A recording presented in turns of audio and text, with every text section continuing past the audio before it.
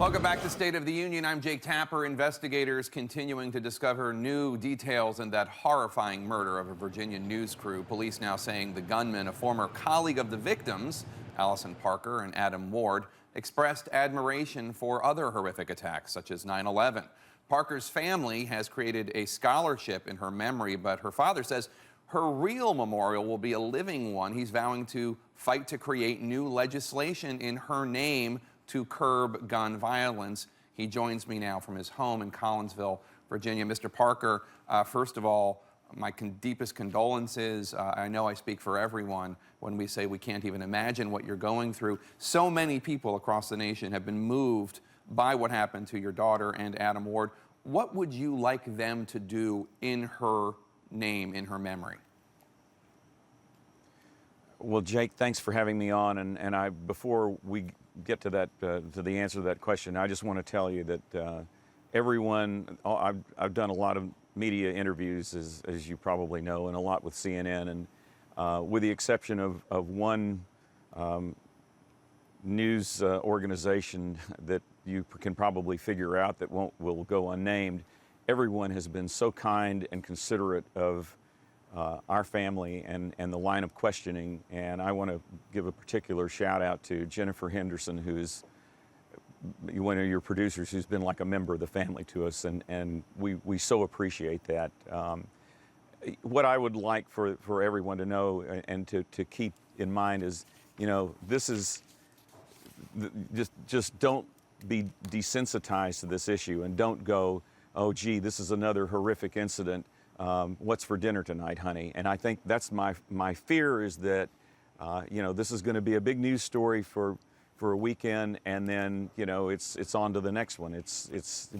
But you know, we cannot let this drop. And I think this is different. This time this is different, and because Allison was one of you guys. I mean, she was part of the media, and it could have been, you know, it could have been anyone out there doing this. So I think that you know, I just want people to know that I'm going to be working on this for a long time. I know that this is not a sprint, it's a marathon, but you know, I'm going to affect a change. I think Chris Hurst, her boyfriend, and I are, because of our backgrounds, are uniquely qualified to galvanize all the different groups that are trying to put this thing together and make a difference, and to speak as one voice and hold the politicians' feet to the fire. I was, you know, listening to Bernie Sanders as we were, you know, in the lead up to this, and I liked what he said. You know, I think he said regarding another matter, you know, same old isn't going to work, and it's this.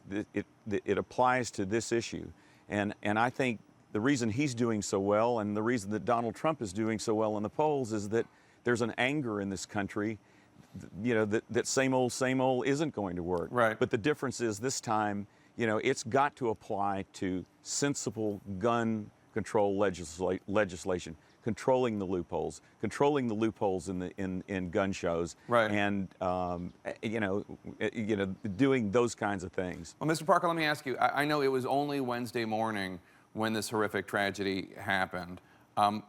Have you been able to go through what happened with this deranged killer and figure out what law Jake, or restriction no, might have Jake, helped prevent the tragedy?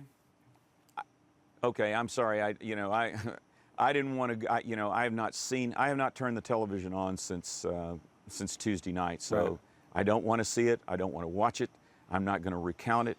You know, this person to me is, you know, he doesn't even register.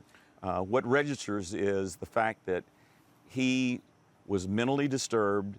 He was allowed and he was allowed to pass a background check. And I know that you know, say what you want about California, you know, sometimes people think that they're overregulated, but they passed a gun violence restraining order out there that probably would have prevented this from happening. And here in Virginia, similar legislation was introduced, and nothing was happening. Our own senator here in this that represented us, you know, voted with the NRA and voted against it. What's the next step for you? But I think that there's, well, I think, and I'm sorry, I don't mean to go, but there is, you know, I hate to keep invoking the name of Donald Trump, but I think Trump was, I've been asked by several media outlets, well, Trump says there's, this is not a gun issue, it's a mental health issue. Well, he's half right.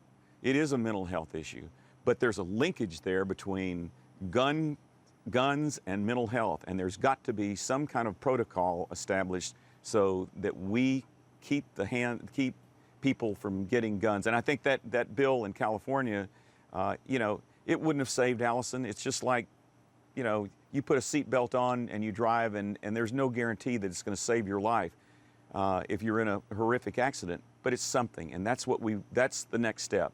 We're going to, that's what I'm trying to accomplish. Are you going to be coming to Washington? Something. Absolutely. I've been in contact with, as you can imagine, the outpouring, not just for Allison, but the outrage that has just swept not just the nation but the world. It's overwhelming, and I've been in contact with Mark Kelly, who is Gabby Gifford's husband, who was very gracious to reach out to me, and we're going to get together in Washington. Senator Warner has also told me whatever we can do to help facilitate that, let me know. Mayor Bloomberg's people have reached out. I want to be if I can and if they'll allow me, Chris Hurst and I, we want to take the point. We want to take the lead on this and get something done. And I think this time, you always think there's a tipping point. We thought that when Gabby was shot, something would happen. With Sandy Hook, something would happen. With Aurora, something would happen. And it never did. But I think people recognizing, who the victim was and what she represented and how kind and sweet and innocent she was, I think this time it's going to be different. And, I've done as many interviews probably as I can this weekend, and I don't want to be like Howard Beale from Network and, in essence say, we're mad as hell and we're not going to take it anymore. That's what's happened. But he got overexposed. I don't want that to happen.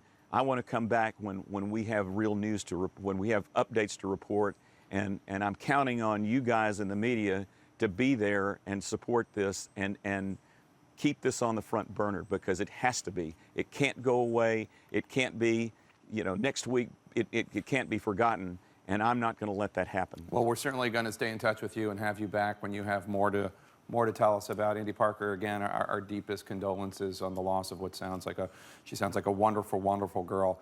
Thank you for joining us today. I know it must be difficult. And you can go. Thank you so much. And just go ahead. No, I said, I'm telling you, they messed with the wrong family. Okay. You can go to CNN.com/impact for more information about the scholarship fund in the memory of Allison Parker.